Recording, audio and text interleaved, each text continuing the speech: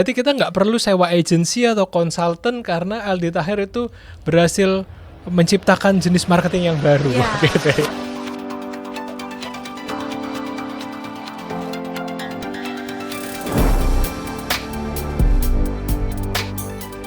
Selamat datang kembali di Uninsight, sebuah podcast yang akan membahas fundamental dari marketing untuk membantu teman-teman marketer dan business owner untuk bisa membuat strategi marketing yang lebih baik, sekaligus menjadi marketer dan seorang business owner yang juga lebih baik.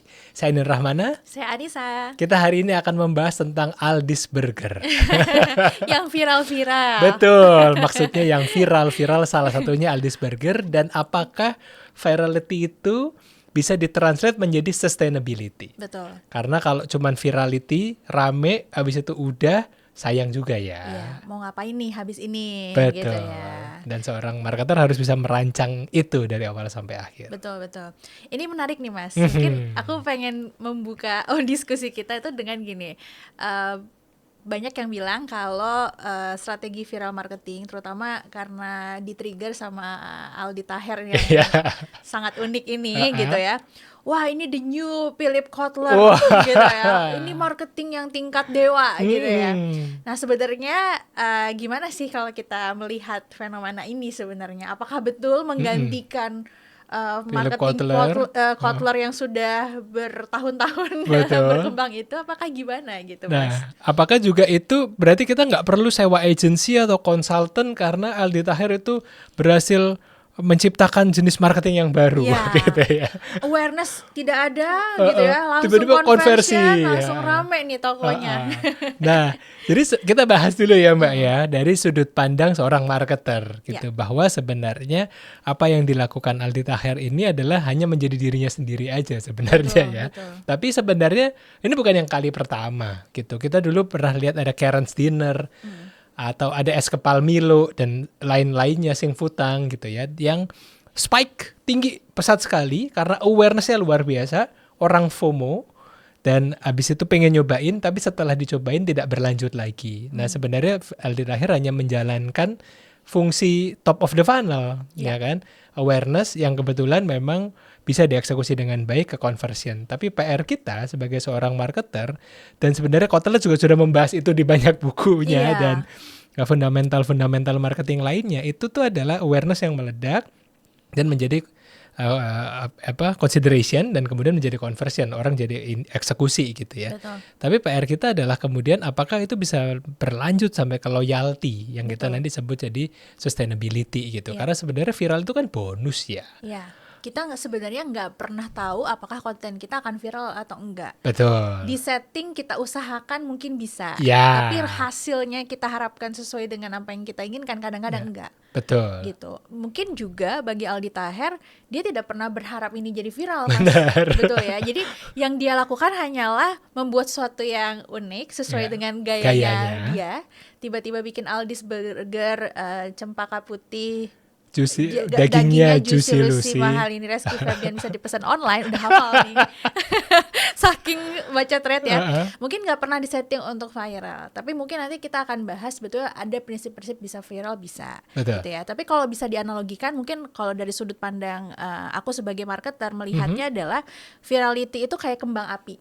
Jadi meledak gitu ya, bagus banget, indah banget, tapi sesaat. Indahnya hanya sesaat. Itu dia. Jadi habis itu selesai gitu. Nah, kita sebagai marketer setuju tadi tuh Mas, bahwa ketika ini sudah meledak, semua mata memandang ke kita gitu ya. PR kita semakin berat sebetulnya. Betul. Gitu. Nah, yang terjadi pada Aldi's Burger kalau kita lihat case-nya, alhamdulillahnya katanya burgernya enak gitu kan, kualitasnya oke gitu ya. Tapi ini perlu dijaga terus karena sedikit aja misalnya melesat nih, meleset, quality produknya nggak bagus gitu ya, pelayanannya mungkin lama, nggak bisa cepat, orang juga akan melihat semua, oh ternyata nggak oke. Karena dia udah viral nih. Jadi PR-nya sebenarnya lebih berat gitu. Betul. Mendapatkan lebih mudah daripada menjaga, mempertahankan gitu kan.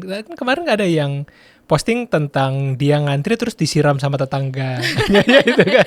Karena terganggu juga kali ya, kan tiba-tiba lingkungan perumahan tapi rame banget gitu. Betul. Nah, jadi PR kita sebenarnya kalau kita lihat kan virality itu bonus. Mungkin karena dia menggunakan framework kan sebenarnya ada ya. Apakah dia menang karena uniqueness atau karena relevansi atau karena emotional atau karena connection, atau kalau menurut Jonah Berger itu ada steps gitu ya. Social currency, trigger, emotion, practical values. Nah, jadi apakah dia menggunakan steps atau memang tadi dengan formula-formula virality gitu. Tapi intinya sebenarnya adalah untuk mendapatkan virality itu menjadi sebuah momentum. Kita pasti perlu momentum. Wah, pas lagi meledak nih gitu. Tapi apakah kita juga bisa mempertahankan itu seperti brand-brand yang slow growth, tapi jangka panjang gitu ya. Kalau kita compare dulu ada Sing Futang versus Chatime. Hari ini Chatime mau ada boba baru, mau ada kopi baru, mau apa, dia masih ada di situ. Tetap sesuai dengan Chatime pada awalnya. Awalnya gitu ya. Dia ya ada inovasi, ada rasa yang dijaga, ada kualitas pelayanan dan lainnya gitu. Tapi dia slow burner gitu. Kalau Mbak Nisa kan suka bakmi Roxy di Cikini yang dari tahun 90 berapa. Betul. Dan sampai hari ini dia tetap bisa sustain ya Mas. Tetap ada pelanggannya, bahkan rame. Betul. Cuman memang kita sadari ya Mas ya, sustainability itu membuat bisnis tuh jadi jangka panjang. Betul. Bertahan sampai selama apapun. Kalau di Bandung itu ada Kopi Purnama gitu ya. Itu udah dari zaman kapan juga aku udah lupa kali ya, 50 60-an gitu ya. Itu sampai sekarang masih ada dengan tata letak yang sama juga. Orang ramai ke sana, tapi sebenarnya waktu belum viral dia biasa-biasa aja Mas. Yang pelanggannya ada tetap sustain sampai sekarang ada.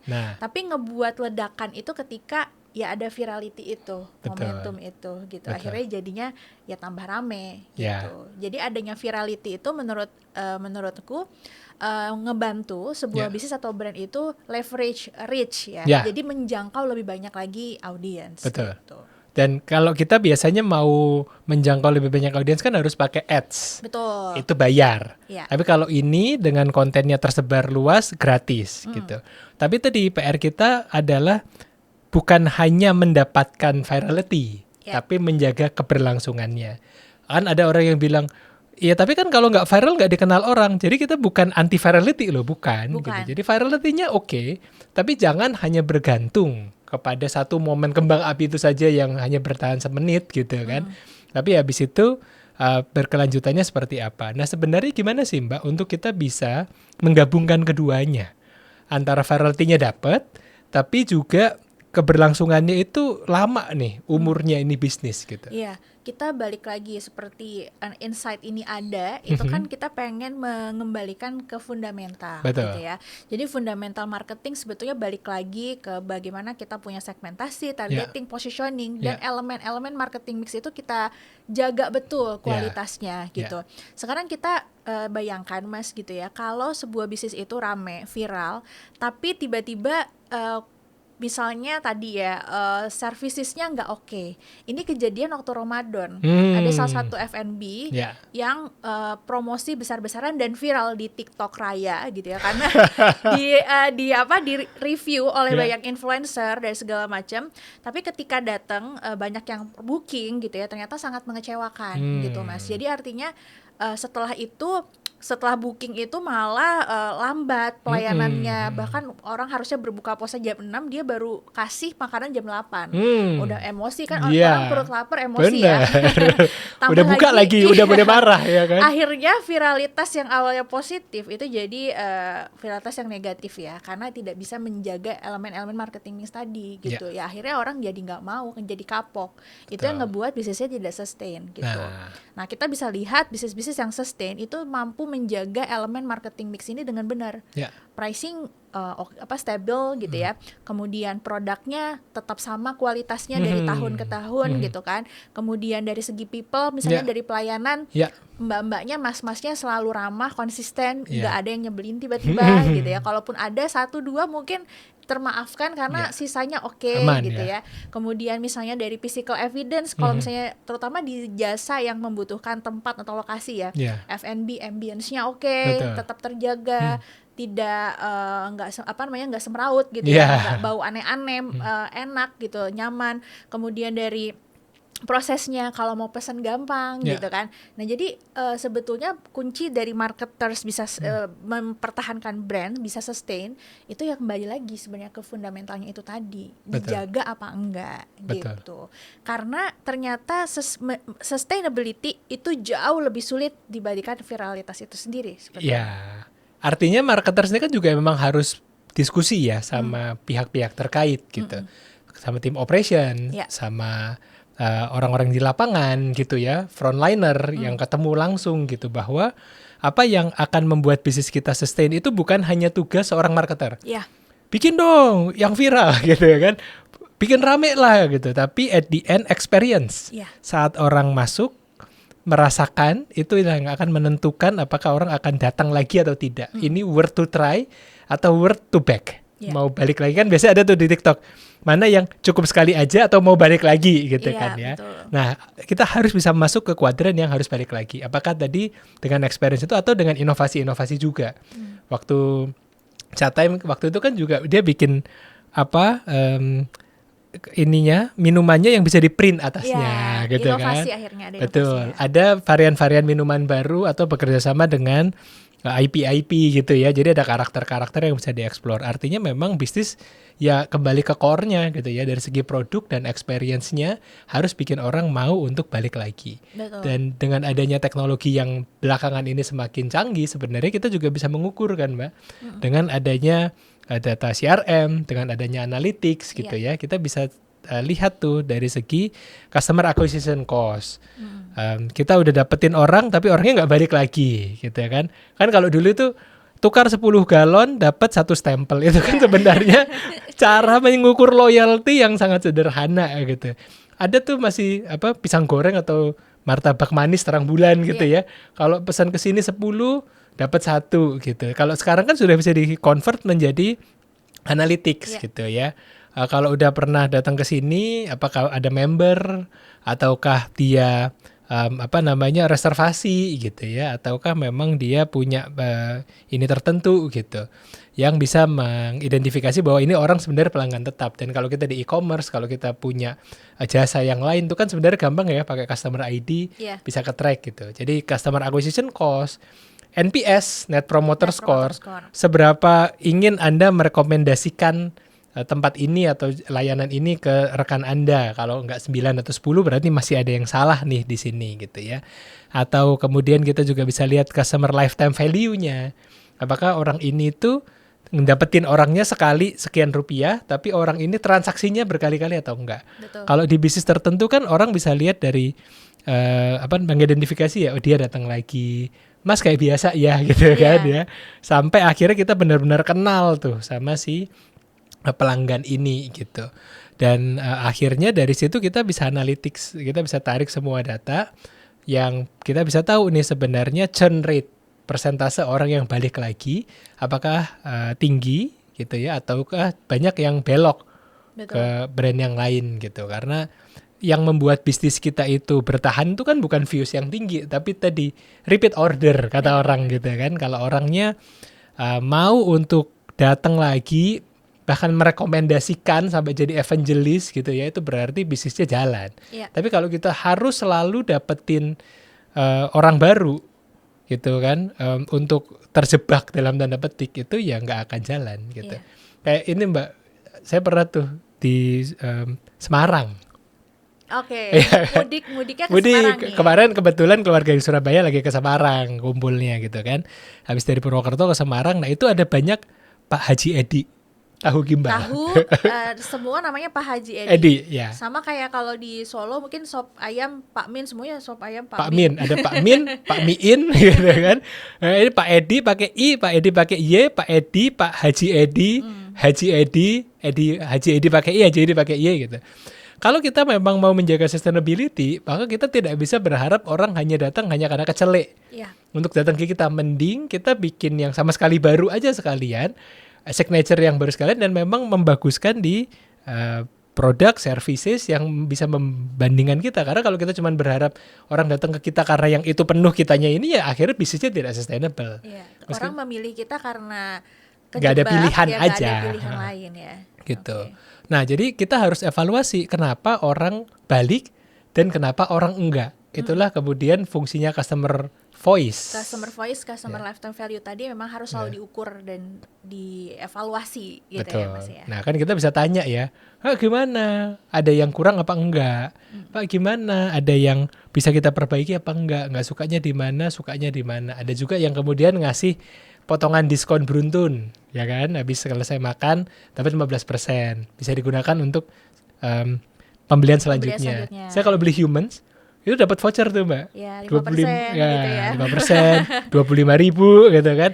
Yang akhirnya saya jadi beli lagi kan, karena baru nggak sih bener, udah ada diskonnya nggak dipakai gitu ya. Baru beli yang satu masih penuh nih, tapi vouchernya itu hanya bisa digunakan 14 hari. Akhirnya mau nggak mau beli lagi. Padahal yang satu masih lama nih habisnya, masih 3 bulan lagi, tapi saya jadi beli lagi gitu. Nah itu kan sebenarnya cara-cara lama, tapi fundamentalnya sebenarnya adalah produknya.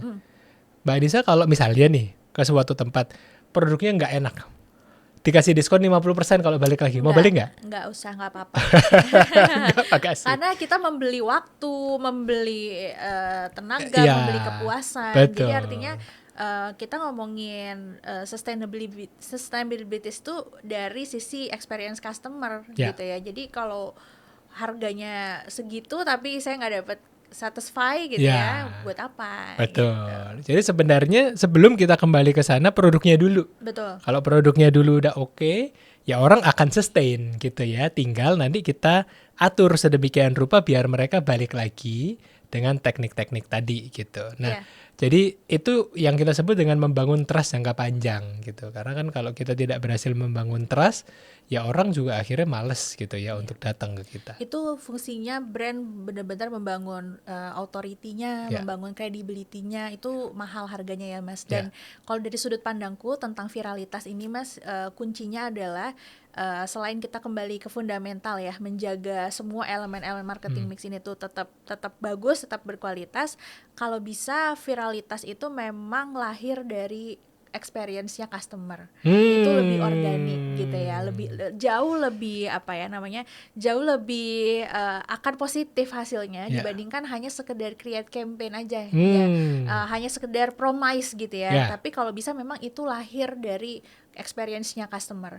Ada banyak mungkin brand-brand yang menghadirkan campaign untuk ya mungkin larinya sama ya, pengen viral, tapi memang berasal dari story-nya customer gitu. Mungkin itu jauh lebih punya value dan lebih long lasting gitu ya kalau menurutku Mas, dibandingkan hanya sekedar promise ya. Betul.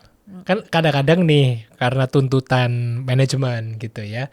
Karena tuntutan manajemen jadi yang penting kita bikin rame gitu. Kita atur sedemikian rupa di engineering gitu ya biar ini viral gitu.